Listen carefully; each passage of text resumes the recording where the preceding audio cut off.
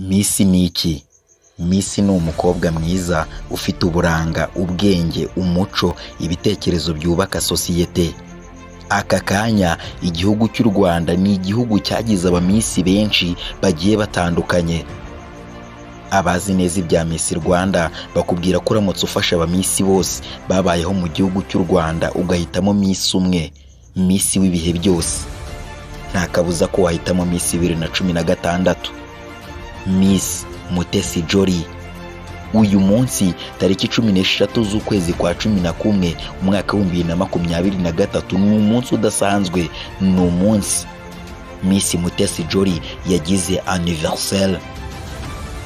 Miss Mutesi Jolly uyu munsi yizihije anniversaire, na anniversaire yitabiriwe n'ibyamamare bigiye bitandukanye. Urugero, #1 artist in Rwanda Bruce Melody, uyu akaba ari nawe muntu wenyine w'igitsina gabo witabiriye ibi birori. Miss Mutesi Jolly, happy birthday, I love you so much.